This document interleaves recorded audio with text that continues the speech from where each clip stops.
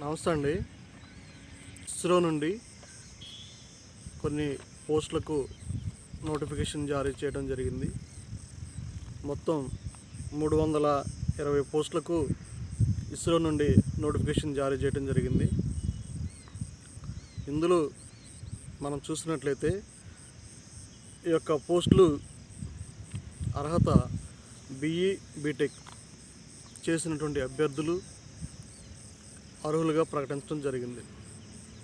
ఈ యొక్క వీడియో చూసిన మీరు నచ్చితే ఒక సబ్స్క్రైబ్ చేయండి, ఒక లైక్ చేయండి. మరి ముఖ్యంగా అన్ఎంప్లాయ్మెంట్ యూత్ ఎవరైతే ఉన్నారో BE బీటెక్ చదివి మరి ఖాళీగా జాబుల కోసం ఎదురు చూస్తున్నటువంటి వారికి ఈ ఇస్రో వారి నుండి నోటిఫికేషన్ జారీ చేయడం ఒక శుభప్రదాయకమే. ఈ యొక్క వీడియో చూసిన మీరు నచ్చితే ఒక సబ్స్క్రైబ్ చేయండి, ఒక లైక్ చేయండి.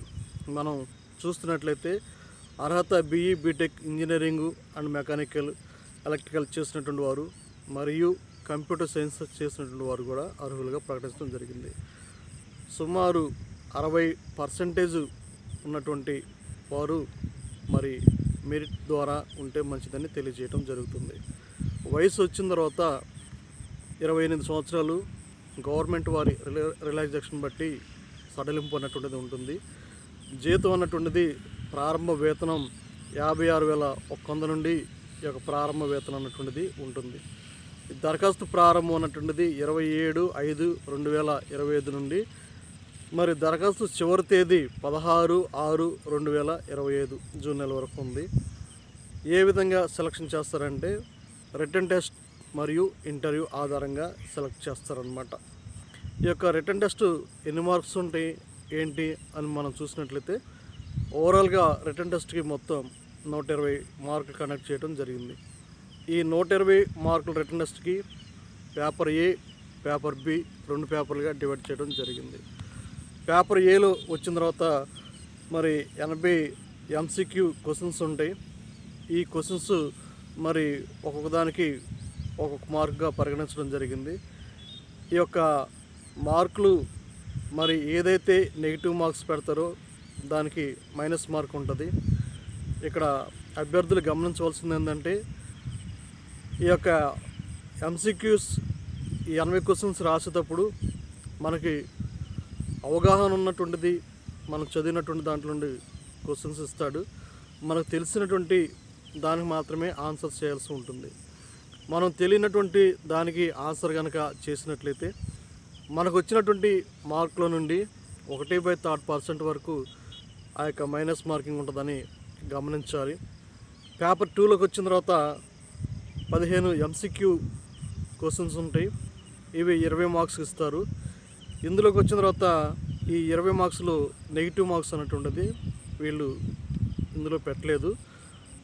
మరి ఈ యొక్క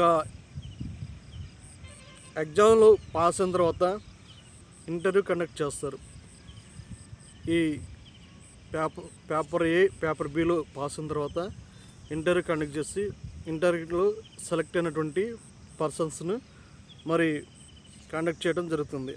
అది కూడా 1:5 రేషియోలో బేస్ మీద మరి ఇంటర్వ్యూ రిటన్ టెస్ట్ పాస్ అయినటువంటి వారిని తీసుకోవడం జరుగుతుంది. మనం చూసినట్లయితే అప్లికేషన్ ఫీజు పే చేయాల్సి ఉంటుంది. ఈ యొక్క అప్లికేషన్ ఫీజు వచ్చిన తర్వాత 250 రూపాయలు, ప్రాసెసింగ్ ఫీజు వచ్చిన తర్వాత 750 రూపాయలు. Refundable for eligibility candidates select అయిన తర్వాత వాళ్ళకి రీఫండ్ చేయడానికి మరి చేస్తారని కూడా తెలియజేయడం జరిగింది. ఈ యొక్క ఇస్రో రీసెర్చ్ వారి అధికారిక వెబ్సైట్ నుండి మాత్రమే మనం లాగిన్ అవ్వాల్సి ఉంటుంది. మనకు డీటెయిల్స్ అన్నీ కూడా అందులో మెన్షన్ చేయాల్సి ఉంటుంది. ఇప్పుడు మనం చూసినట్లయితే ఇస్రో వెబ్సైట్ మనం చూసినట్లయితే www.isro.gov.in. మరొకసారి చెప్తున్నాం. ఈ యొక్క ఇస్రో వారి యొక్క వెబ్సైట్ను మనం ఈ యొక్క వెబ్సైట్ ద్వారానే ఆన్లైన్ చేయాల్సి ఉంటుంది. ఆ యొక్క సైట్ ఒకసారి చూడండి. www.isro.gov.in ఈ యొక్క అధికారిక వెబ్సైట్ ద్వారా మాత్రమే మనం అప్లికేషన్ చేయవలసి ఉంటుంది.